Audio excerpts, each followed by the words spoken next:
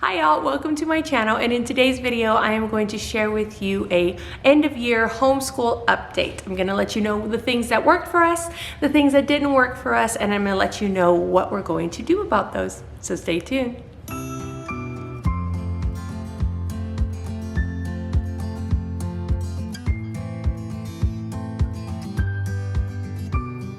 Okay, so if you are new, welcome to my channel, Pursuing Peace. My name is Dina and I am a homeschooling mama of 5 kiddos, 9 and under.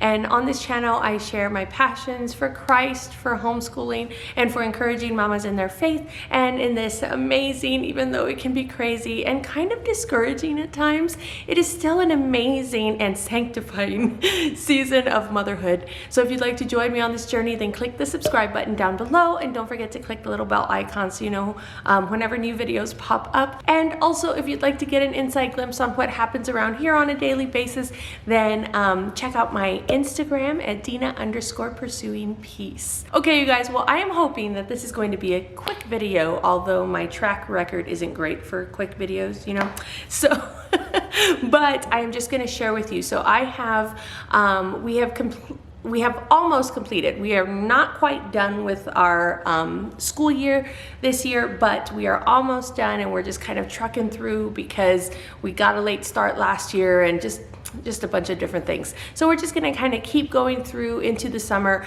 but I wanted to give y'all an end of year kind of update on what is really working and what is not working, and all of the things that I'm doing to kind of substitute for the things that aren't working for this school year, and then we'll take a break in the summer. I'm hoping to share with you what we're going to do for our kind of summer school. Most of it is going to be just normal stuff, but I'm going to have kind of put in a couple of summer things here and there.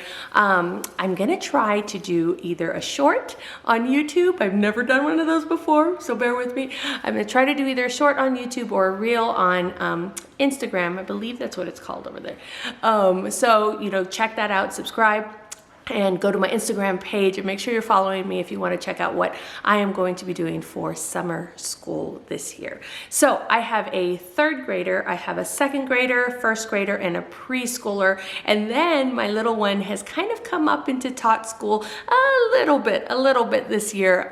We're really probably going to do that more next year, but she did a little bit this year. So I'm going to share with you those different grades, and I will have timestamps down below if you want to just, you know, you just are interested in 2nd grade stuff, then you can go down below or kind of skip around as you need to. So first I'm going to start off with my my 5th one, my little girl, Emily Grace. So she is 3 years old. She's 3.5 now, and we weren't really doing any sort of schooling with her. We have little toddler bins, and my girls were working and playing with her through the toddler bins and that sort of thing. And recently I wanted to bring back circle time. We haven't done circle time in a couple of years because my 3 older kids kind of grew out of circle time. But I realized my 2 little kids, I'm just gonna keep doing that. My 2 little kids, they kind of missed out on circle time a little bit. So I started doing circle time with just my 2 kids, and that's been going really well. I really do love it. I love being able to spend time with just the 2 of them in very first thing. Now my middle child, Aubrey, she has kind of gradually made her way into circle time also, which is completely fine. She was doing her handwriting at that time, but then she finished her book. So I just like, okay, let's let her just do circle time with us. So she joined us for a while, and now she's actually wanting to lead circle time. So she's been doing that. And you know, I'm just kind of around, kind of prepping for the day and doing any last minute things that I need to do, putting clothes in the dryer and just different things like that, while she's doing 10 minutes of circle time with the girls, and she's doing a fabulous job. And I'm there to help, you know, I'm there to kind of settle them if they're not paying attention. And it seems to be going pretty well. I will kind of do circle time with them, like I'll lead it every once in a while, but Aubrey is kind of going with that, running with that. So that's been pretty cool. And so that's my toddler. That's pretty much what we're doing with her, circle time and then reading aloud. And And that's kind of what we're doing with her for this season. And so moving up to my preschooler. So my preschooler, this is her second year of preschool. And for those of you who follow my channel, you know we do 2 years of preschool just because my kids kind of want to start the schooling pretty early on because they see their big kids. You know how that works. And we're using the Good and the Beautiful preschool, and I have a video about that, kind of flipping through that if you'd like, if you're interested in that. But that seems to be working really well.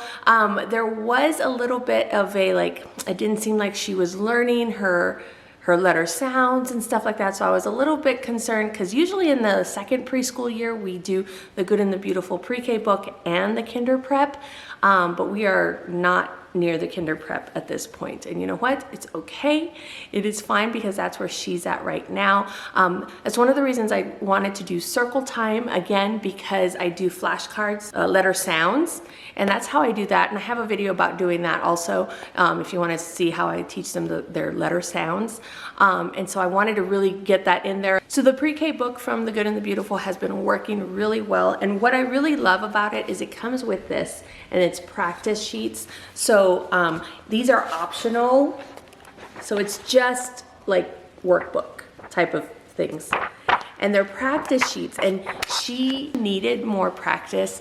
And so I'm so glad that it comes with this, because we go through a unit, say we just finished unit 4, and then before we move on to the next unit, I will go through and we'll do all the practice sheets for unit 4. Again, that's optional, but I felt like my, specifically Adeline, needed more practice with all of the different letters and the sounds and the numbers she has down, but it's more the letters and the sounds. So I'm really glad that it has that. So things have been working really well. For language arts, she's been doing her handwriting, and we're using the Good and the Beautiful handwriting, and that's working really well. I've set aside time, specific time. We do 10 minutes of circle time, we do 10 minutes of handwriting, and then 10 minutes of workbook, of the pre-K workbook or the practice sheets. So that 30 minutes seems to be okay. And then we do like cuddle up time, which is our time that we all get together, we cuddle up, and then I read aloud to the kids a picture book. So pre-K has been fine and everything has been working. Okay, so now I'm gonna go ahead and go to first grade. First grade has been great. That's Aubrey, my middle child, and we are using the Good and the Beautiful Language Arts and the Good and the Beautiful, I guess it's simply Good and Beautiful Math from the Good and the Beautiful. Yes, this is Aubrey right here. And Aubrey, how has your language arts been going?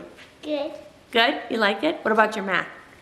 I like my math too. Yeah? What about your handwriting from the Good and the Beautiful?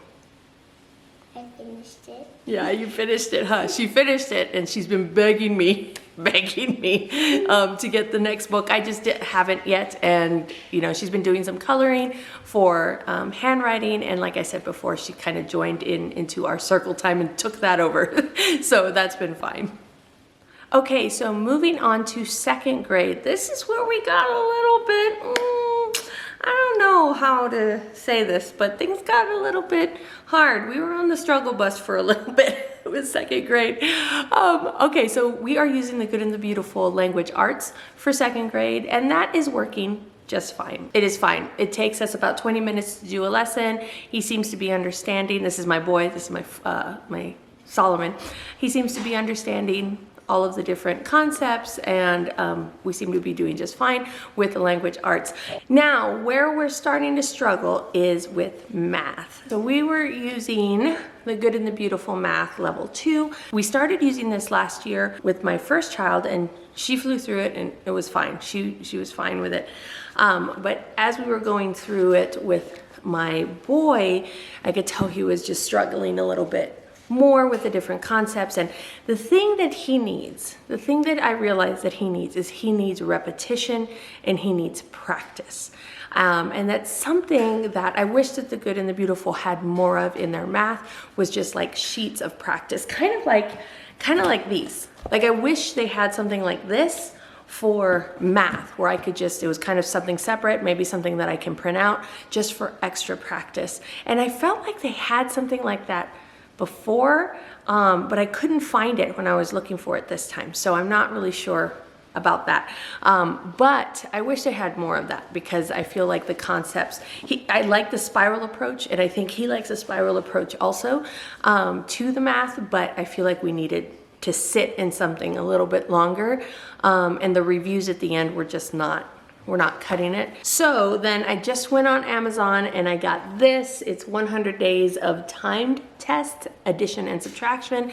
And it is what it is. It's just, oh, let's blank. It is just pages of addition problems and then subtraction problems. It starts off really easy, you know, and it progressively gets harder. And they have a place for the name, so he writes his name every day, and then here is where he can write his time, and then this is where I write the score, like whatever he got, if he got 60 out of 60, which is most of the time. And he's doing really well with those, so, but it's just addition and it's just subtraction, and it felt like he needed more practice with money, with time, with, you know, all the different concepts that he was being introduced to. So I was like, I don't know if this is enough. I did also get these. They're like the little wrap up things, you know, where you go through and you can, I don't know.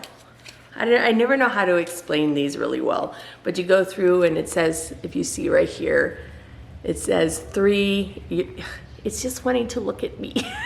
Okay, you know, 3, and then these are all plus ones. Okay, you're at the 3, so 3 plus 1 is 4.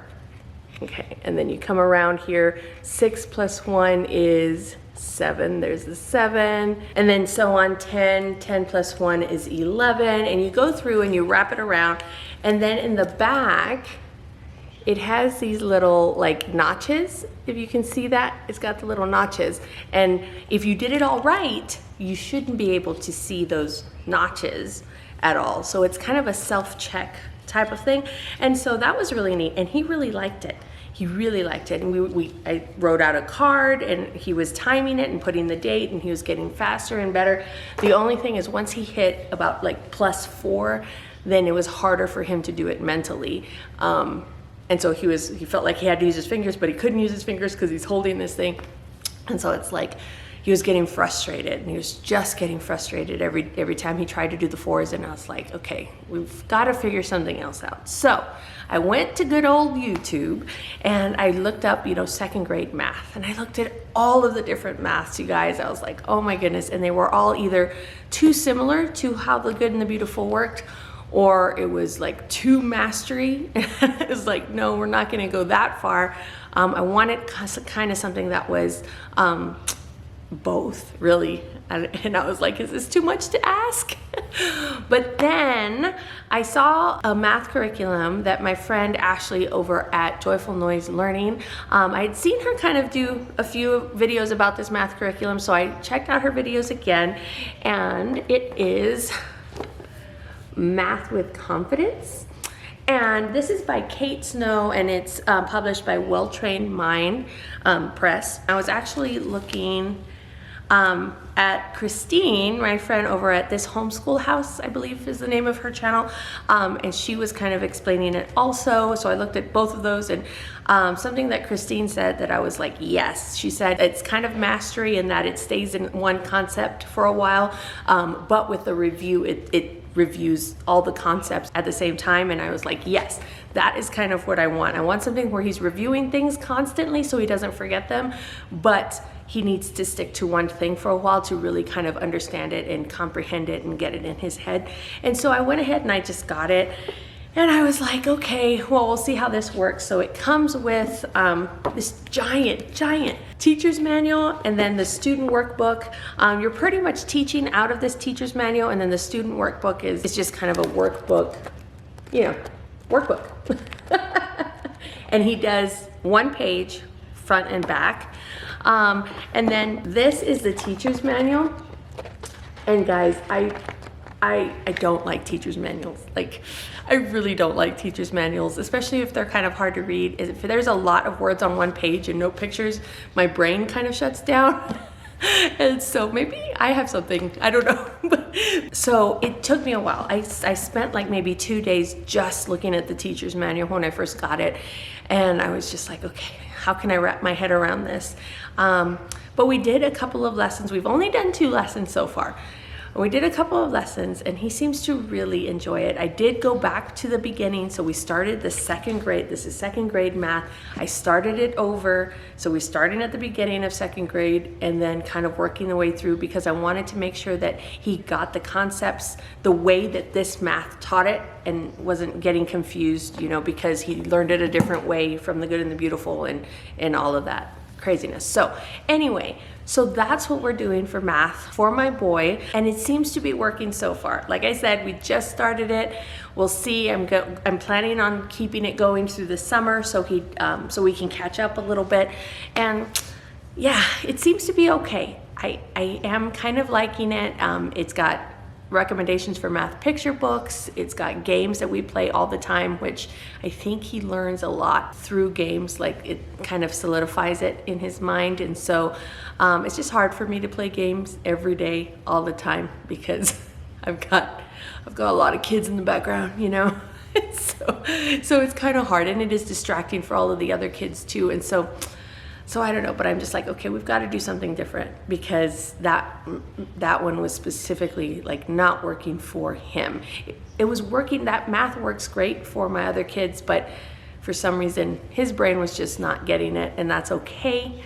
I just needed to tweak some things, and I think this is gonna work for us, but I will let you know once summer is over how if that's been working for us, or if I had to switch it again or whatnot. So other things for second grade, he's doing the good and the beautiful handwriting, and that has been working out just fine for him. He enjoys that. And I do want to mention that this, we are still doing it. He's still doing it. He just is doing it at a different time. We're not doing the wrap-ups anymore, the green little thing. We're not doing that anymore because he was getting frustrated. So I just have him do this, and he's fine. He puts on his little headphones so he can't hear anything else, and he times himself, and he just goes, and it's good. It's a good time for him.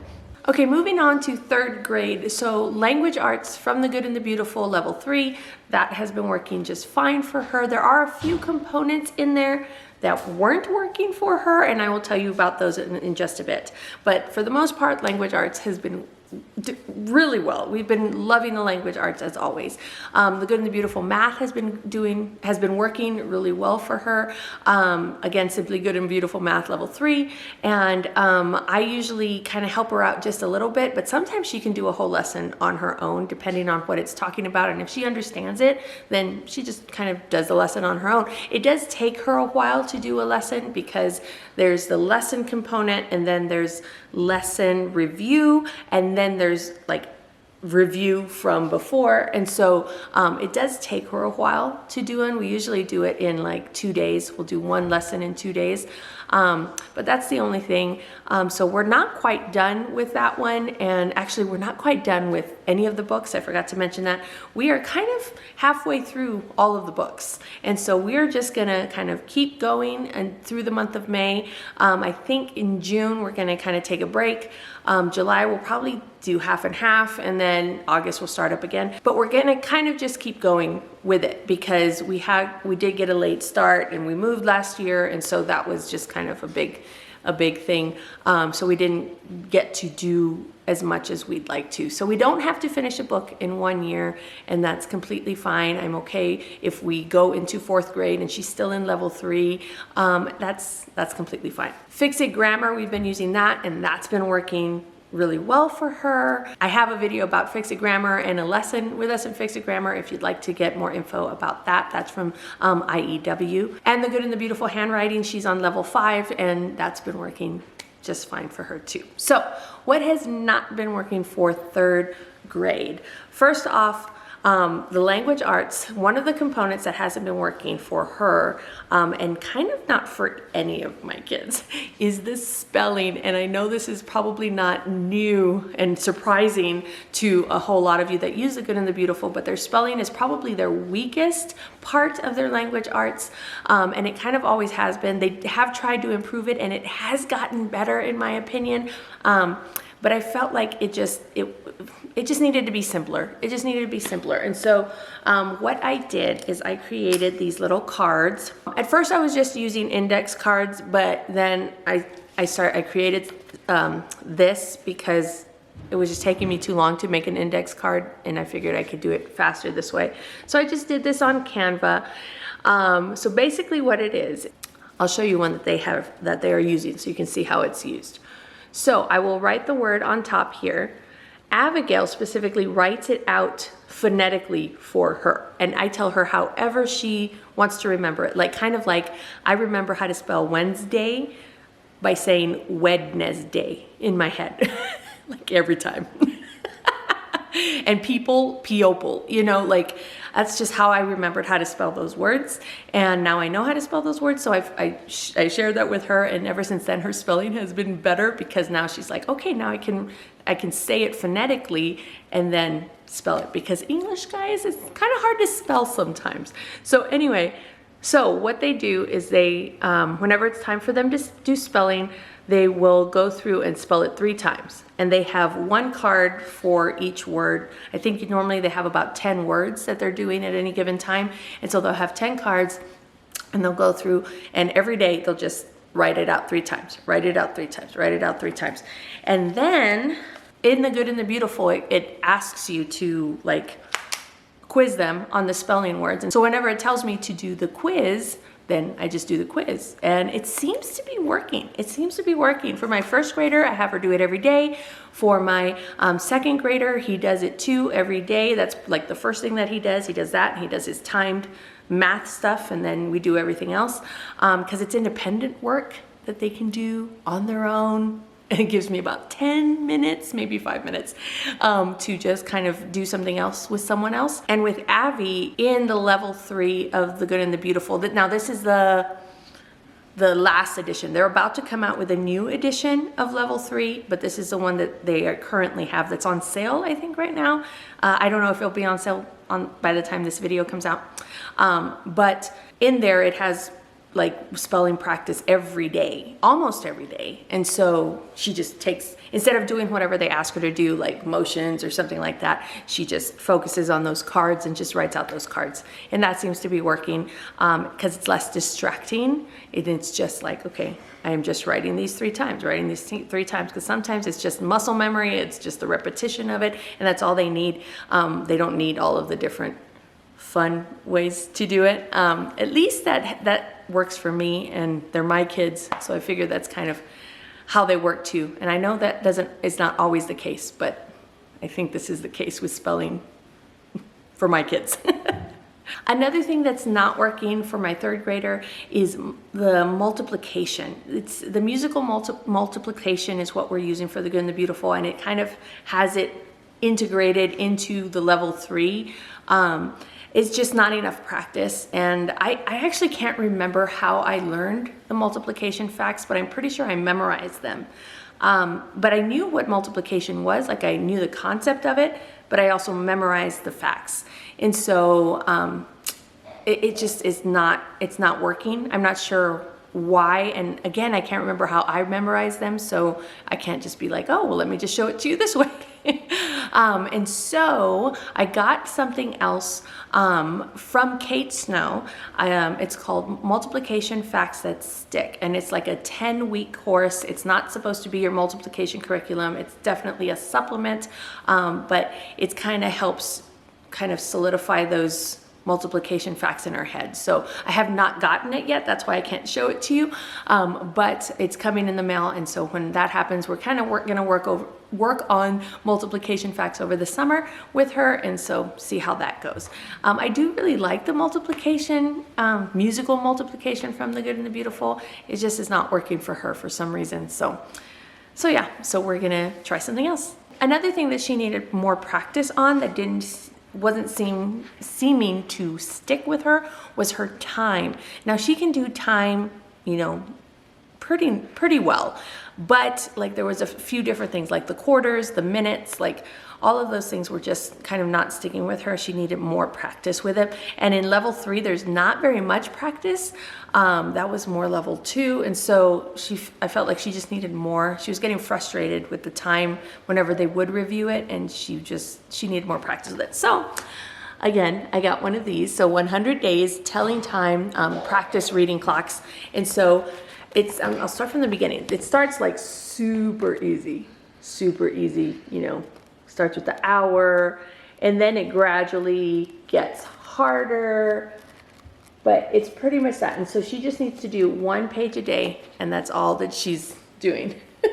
So we've been doing this and it seems to be okay. Again, she's only been doing it for a couple of days. So we'll see. We'll see how this works. But I do really like these. They're just worksheets and they're really simple. And she does not like to be timed, or at least not with this. She does with other things, but not with this for some reason. So I just tell her, just do it. We don't time it for that one. So that was all of my different individual grade levels for my kids. Now I'm gonna share with you our family subjects, what we're using, what works, what has been working, and what has not been working. So first off, if you saw my mid-year review, which was my last video, if you saw that, then you know that we had to stop going to our CC community because it was just too far away. It was 1 hour and 20 minutes one way, so it was just too much. So we did not do, for the spring semester, we weren't in a CC community, but we did the CC memory work on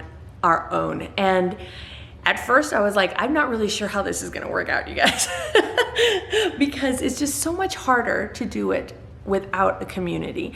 But I wanted to keep it going because I plan on joining a community again once we move out of Arizona, because we're military, so we will eventually leave this place. And so I wanted to just kind of keep up with it. And so we did it. And at first it was a little rocky. And at first I had to do 2 weeks of a certain week because of the memory work, because they didn't learn it the first week. And so it was a learning process. But I feel like we got it now. I feel like we got it. We're just doing our memory work, maybe a couple of sheets of some coloring or something like that from it, and just constant reviewing, just reviewing every day during our symposium, which is like our morning basket time, which is in the afternoon. But it's working, and every week I kind of quiz them. We do something called Tickets for Grammar, and I give them a ticket for every piece of memory work that they memorize. And then at the end of the year, we're going to celebrate, and I'm gonna give them kind of money for each of the tickets that they got, and we can like go to the Dollar Tree or go to Walmart or go somewhere and they can buy something for themselves. So we're gonna do that, and it has been working so far. Praise God. That was something I was really hoping would work for us, and it has. So our memory work has been good. We're basically just doing the memory work. We're not doing science experiments or art projects that we're using something else for. And so we're just doing that, and it's okay. It's okay. I do miss community, but it's okay. Another thing that goes along with that, so since we don't have that community from CC anymore, we joined a co-op here in town. It is not a CC co-op, and we're liking it. It meets at our church, and so that's really nice. And it's been great. And we've already finished that for the year. And the classes, they love the classes. They did a drama class, and then they did a little play at the end. And that was just so cute. It was so cute to see the kids up there. And so they got to do that. They did a cooking class, a geography class, just different stuff. They did, my 3rd grader did like a money class, which is neat. They got to make their own product, and then create a logo for it, and learn about marketing on it, and just different things like that. So that was really neat. I really liked that class. I wish I could have gone in there and joined her a little bit more than I was able to, but I really did like that class. And so she got to do that. And they had a book club for that grade too, and she loved it, my oldest. I think we missed one time, and she was like crying because we couldn't go, and she was gonna miss that chapter, and it was just gonna be a thing. But she really did love it. So the co-op worked really well for us. We plan on joining the co-op again next year. Another thing, okay, so this is something that's brand new that I just started for the spring semester, and I had been wanting to do this for years, you guys, but I never really did it because I didn't know how it would fit in. But now, since we didn't do a lot of CC, I was like, well, let's try it. It's RAR Premium. It's Read Aloud Revival Premium. So it's about $200. I think it's $189 for a year. And that's one of the big reasons I was like, I don't know if I'm gonna do this. But I decided to just go for it. And guys, oh my gosh, we are loving it. The big thing that they do is they do a family book club every month. And that's, you know, this is the book, this Celia Planted a Garden. And they just have so many different things. So she's got like a poem in here and then explains like what the poem is. She has a video kind of not explaining the book. You're supposed to read the book and then it's a picture book. And then she goes through and tells you different things. Like the first book we learned about anthropomorphism, which is a mouthful, but now the kids, like, they know it, they see it, anthropomorphism, in like what they watch and what they read. And it's when you make you give human characteristics to animals, like animals can talk, animals wear clothes, you know, stuff like that. They sit at a table and eat with a fork and a spoon and a knife. So there's that, and she has like different vocabulary words basically, and she goes through. So like this book, she went through and talked about typography and imagery. So just different writing concepts, different illustration vocabulary words. It's so good. It's so good.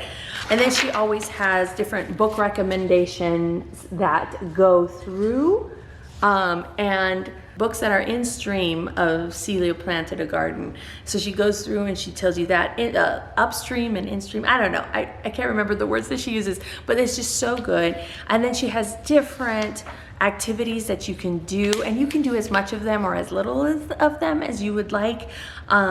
But she's got recipes in here. She has an art study. She has geography a lot of the times, and history. She mentions it in one of her podcasts that this could be like your language arts. Like it could be. Sometimes it has copy work in there. It has some writing. Then she has writers on writing, which are workshops that are live once a month, and they sometimes interview the author if they are still alive. Sometimes they interview the illustrator, and it's just, it's so good. And now this is specifically for all of my family, but like the writers on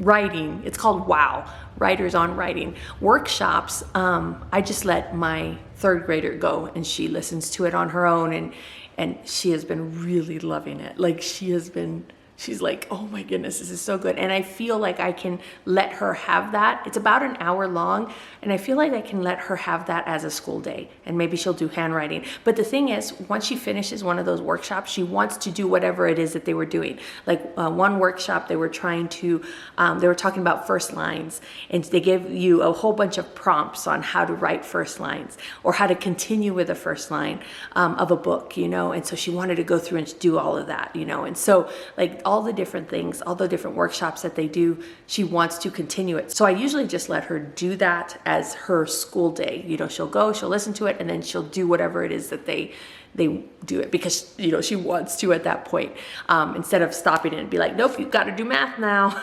I don't want to do that to her. I don't want to stifle her creativity at that moment. So I just let her do that. And it's been so good, you guys. Oh, it's just been like, I think I shared with you guys that I was just looking for something that, you know, just involved the whole family, and it's something that we could just spend time together with. And this just is just, it works. It's just so perfect. And I am so happy that I got it. And that I just swallowed the bucket. That's not the right way to say that. So took the bucket, swallowed the bullet, took the bullet. I either swallowed or took something. And and I just paid for it because it's just so good. It's just so good. So that has definitely been working for us. Another thing that has been working for us is our nature study. And now wait, we kind of switched our nature study. If you know, we were doing Seasons of Field from Beautiful Feet books, and that was working, but it wasn't, and it was kind of like, oh, I'm not sure if it's gonna work for us. Turns out it doesn't. At least not in the season that we're in. I tried, you guys. I tried so hard because I love it, and I planned it, and I was doing it. it was just a lot. It was just too much for where we're at right now. I think maybe next year or the following year, maybe we'll try it again, because then my little ones will be older and they'll be a little bit more settled down. So we'll see. I want to try it again because it looks beautiful. But I want to try it again. But because of the RAR premium, I was introduced to No Sweat Nature Study. So No Sweat Nature Study is a kind of an online nature study. And I was a little bit skeptical because I was like, wait a minute, but shouldn't we be out in nature in order to study nature? But guys, it's just not where we're at right now. Our season of life, that's just not where we're at right now. So it's a live video, and it's by Cindy West, and she goes through and she studies a specific thing. So one week we studied strawberries and everything that goes into strawberries. One week we studied salamanders, and it was very interesting. And they go through and they sketch what they are studying, and she does such a good job, you guys. Like, she explains things in the way that the kids would understand. And I've actually learned a lot of how to explain things and how slow to go when you're talking to kids. So they go through and they sketch and they learn, and that's it. And it's every other week is live. We don't do it live because it's at 11 o'clock and that 11 a.m. our time, and it's right in the middle of our school day, and that just is not gonna work. But we can just watch it again later. So we actually watch it for our symposium in the afternoon when my little ones are asleep for their nap. We watch it the day after because you can just watch the replay. And so that's really good, and that's been really cool. And then she also has a podcast. So 1 week on a Monday, she will have a podcast. The next week, she will have the video about what that podcast was. So say it's strawberries. On 1 week, she will talk about strawberries, and then the next week she'll have the Nature Study Live video about strawberries. So it really kind of helps. It's not just a one-time thing, your kids kind of learn a little bit about it, get a thirst for it, and then they get all of the information in the video. And that's been really neat too. We listen to the podcast when it comes out, and it's only about 12 minutes long. So we do that for one of the days for symposium also. And then the next week we will watch the video for one of the days. And it's been really good, really easy. And I feel like science is taken care of that way. We've got a little one over here. Oh, it's not a little one, it's a big one. Yes. Okay, so those are basically the big things that have been working for us, have not been working for us, what we're doing about those things. And then we have little things here and there like Reading Eggs. The Reading Eggs app is really good. I have another video where I kind of reviewed that. Reading Eggs, and I'll link it down below. But it's an app and they have a math component to that, so I have them do that also. It's called Math Seeds, so it helps them with their math, and they do that just kind of when they need independent practice. And so that's been wonderful and amazing. And so we've been doing that. We also have a subscription to KiwiCo. We have been loving that. And I want to mention, guys, because it seems like I'm spending a lot of money on all of these things. I do want to mention that Arizona has a program called an ESA scholarship. I believe I mentioned this before, but in my last video, but it has an ESA scholarship. And so they give you funds to use on homeschool. And so that's how I was able to do the RAR premium. Although when we leave Arizona, I'm going to continue doing that because I love it so much. But anyway, I was able to get the Reading Eggs app again because we had stopped doing it for a while. But I got the Reading Eggs app again using those funds. I bought all of these extra curriculum and books with those funds. I'm able to get just a whole bunch of things. So if you live in the state of Arizona and are not using ESA or don't know anything about ESA, definitely look it up. I will leave the link down below. They give you a good amount of money per child, and you can use those funds in order to buy curriculum and books and all of the different things that you need. And I'm also able to do the KiwiCo boxes. We have another subscription box called Radish, and that's like a cooking subscription box. It gives you recipes and different things. We've done a few recipes with those, just my two older girls, because I cannot do them with all the kids. We have another subscription box called Universal Yums, and that's really good. I'll leave links for all of this down below, but that's kind of goes with your geography. It sends you snacks from a certain country. We've done the Netherlands, we've done Belgium, and that's been really good. We really like those. It tells you about the country, and it tells you about the snack, and it gives you history, and it gives you geography, and it's a really good subscription box. So let me know down in the comments if you're interested in me doing a video specifically on subscription boxes and maybe subscription apps and different things like that we've kind of collected, I guess, over the years, because we have a few of them that we really, really enjoy. And I mean, like, if you do it right, you can probably just do subscription boxes as you're homeschooling. It's really cool. But anyway, so I do KiwiCo for my 3 girls, nope, my 4 girls, nope, my 3 girls. And then my 2 little ones just share. And then, but my boy has really started enjoying watching Mark Robert on YouTube.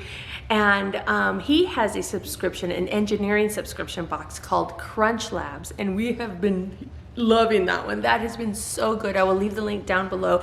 If your child is into any sort of building, this is very good. It's very easy. They can follow the instructions. He also has a video that walks them through each of the different builds, and it's wonderful. It's easy, and it's got a lot of, what does he call it? He calls it juicy physics. He has a video talking about all the juicy physics that goes into all of the different builds that he has. And so it's been very good. Okay.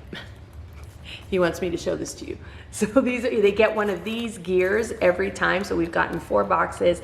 He gets a gear, and once he reaches all 12 boxes, then it unlocks Mark Rober's signature, which I'm not really sure what that means, but we'll see. It seems fun.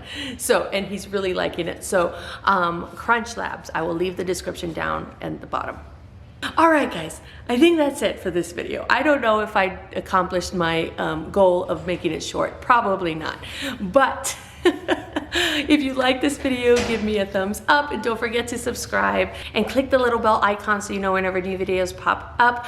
And let's be friends. Follow me over on Instagram at Dina_pursuing_peace. All right, guys. Well, I hope you are having a blessed day, and I will see you next time in another video. Bye.